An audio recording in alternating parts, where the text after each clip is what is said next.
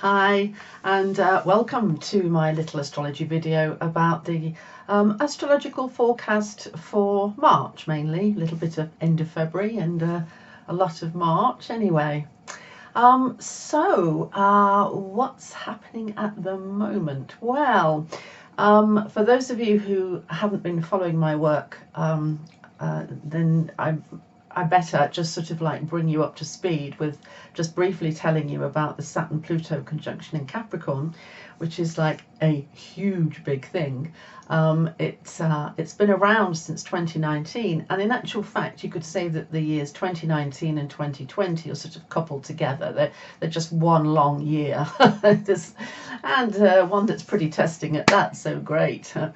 Anyway, so Saturn and Pluto conjunction, so come together in Capricorn. So this sort of symbolizes a cultural testing time, and also a time when structures and edifices, things that we've built, will be tested and come down if necessary. So if you want to see, think of bigger examples of this, then let's think about the EU and the UK eventually getting Brexit. So the EU, massive big edifice, strong structures, pillar of society and culture and all the rest of it, is changed by the UK's departure. That will change quite a considerable amount of things for quite a considerable amount of people, to be honest with you. So that's the kind of change we're looking at. If you want to see in America, for instance, what sort of big issues are changing there, well, it's not so much the big issues that are changing, it's what the change is doing to the people. So I better explain that a bit, hadn't I? It's all to do with Trumpism. So Trump, I'll just read this because I wrote this a while back, and I think it's worth reiterating it. Trumpism has changed the lives of many Americans, but unfortunately it has also thrown up America's hidden dichotomies. The dualism in American society has not yet been put to rest. So when an alternative to the usual face of American politics emerges, when the big change there is Trump, it comes along with division and fear. Okay, there is still opportunity for growth, but the infighting is time consuming and it's distracting because the two horses are pulling in two separate directions. So their chariot won't travel very far. This is great for industrial growth. So maybe the chariot is going sideways because one horse is a bit stronger. It's great for industrial growth, but what about empathy and peace and internal relations in America? That I think there's kind of a struggle going on there. So there we go. We can see this happening in countries, in nations, in the big global world out there. And it's also having the same effect to us. So our own story and narrative might be that we are having our stuff tested, our structures, the things that have made us feel secure, the things that we look to say, here I am, I have status. So things like our career, money, property, the property portfolio, the pension portfolio, our car, anything that we have that gives us form, material wealth, a sense of structure, a sense of security. All these things matter, and there's an element of fear built into this. We don't want to lose some stuff. It's a bit like if we have an orchard full of apple trees, it's a bit like the apple tree police have come along and they're testing all about apple trees. And some of them, they go, hey, this one's not got good roots, this one's diseased, and they pull it out. And say, oh, that's my apple trees going. And then they take our apple cart and they turn it over. Big change. So we have to pick all our apples and rearrange them. But what we may miss is that the rearranging is important. The planting of new trees is important. The testing has come to enable us to look at the apples that were underneath and a bit rotten and think, oh, didn't realise that was there, throw it out, let's get some fresh ones. Or, you know, if there are big winds coming, you needed to replace some of these trees before the winds came along. What you're doing is you're making firm, making good and improving the structures that keep you secure. So improvements to property, improvements to the things that you value because they give you status and affirmation. So that's what it's all about, sort of in general. So if you're struggling and you kind of feel a bit under weather with the whole thing, well, keep going, because there is huge value in this. Yes, it's a struggle. Well, that's kind of what we're here to do, really. So it is a testing time, but keep going and make everything as best you can. We've had a lot of the deconstruction recently, 2019. We're more than halfway through by a couple of weeks. We had a lot of the deconstruction and the lowering, of our optimism and hope, really, in order that we spend time and attention on this.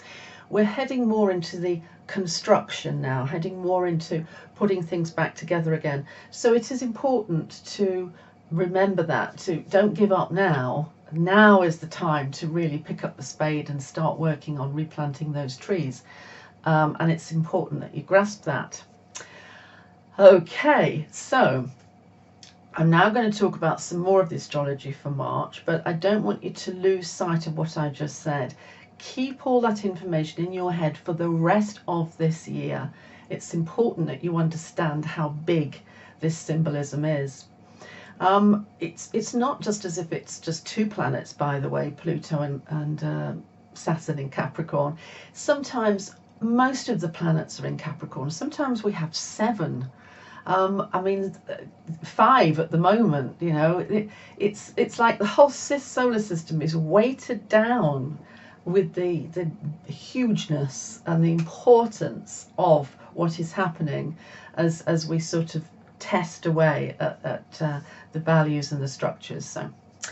But what else is going on? So I need to look down now at my notes, because otherwise I'm going to give you all the wrong dates and the wrong moons and all that kind of stuff. That's what I do. So the sun has already moved from Aquarius into Pisces. And so we have moved out of a time where we were imbued with strong mental structures, when there was a time just recently in February where we probably felt the weight of conviction. We probably felt a bit of independence. We probably felt a bit of reaching out, networking, contacting others, and some firm mental stuff happening. Well, the time for the sun to be in Aquarius is over now. It's moved into that part of the sky, or that sector of the sky called Pisces. And Pisces is a feminine sign, much softer, much gentler. Pisces is about dissolving, dissolution. It can be about confusion. It's like trying to sort of like capture fog. Pisces has the healing power of imagination. It's a beautiful, gentle, healing energy, which loves meditation, yoga, this kind of stuff. Water, any kind of water healing. And Pisces is about opening the heart. This is about the soul, the universal soul. Whereas Aquarius, well, the energy we've come out of, was more about masculine energy and future concepts, and it's quite sort of emotionally cut off and cold and distant. Whereas Pisces is much more clingy, because it's a water sign. So that's the overall backdrop for the last week in February, first 3 weeks of March. And looking at the full moon, right, so the full moon for March is on the 9th of March. And so the full moon, I'm going to get this right, the moon is in Virgo on one side of us, and the sun is in Pisces on the other side of us. The sun is also conjunct Neptune, which is the ruler of Pisces. So that's all very cozy over there. And then across from that, the sign of Virgo, which is the opposite sign to Pisces, with the moon in there. So what does this mean? What does this symbolize around the 9th of March?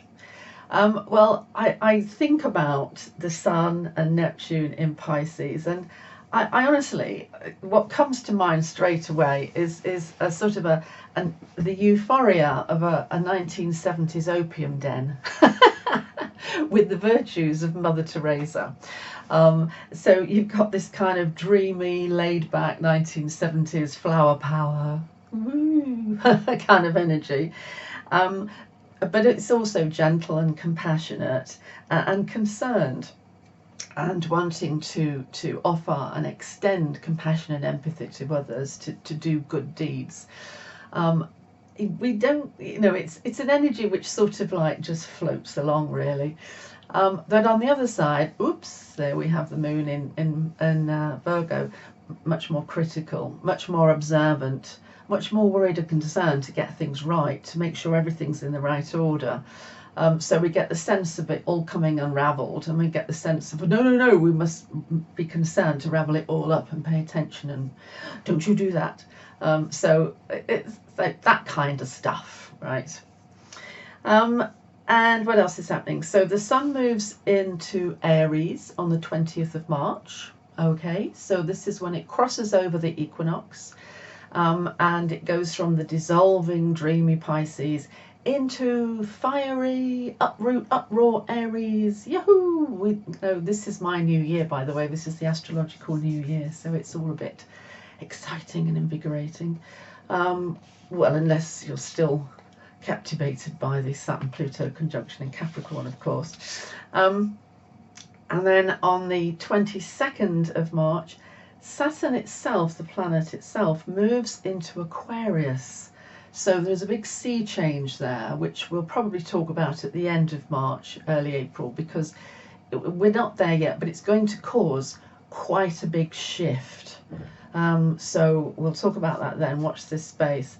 Saturn doesn't move in for long. What it does is it gets to the edge of Aquarius, goes through the door, has a look around, and then slides back into Capricorn in July to finish whatever it hadn't finished.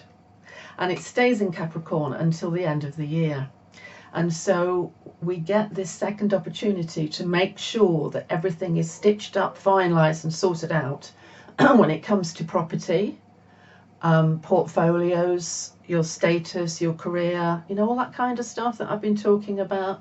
So we get a second chance, but after this year, Saturn's in Aquarius, and there's a whole different astrological weather report. Okay, on the 24th of March, we have the new moon. And this time, so the Sun and the Moon are together in the sky in Aries, and they're together with Chiron, the wounded healer. So we get a bit of bitterness and angst and woundedness and feelings of, you've hurt me and this isn't fair, along with that Aries strength and power and pioneering energy, which somehow doesn't feel quite so strong because something doesn't feel right. But oh well, it's spring.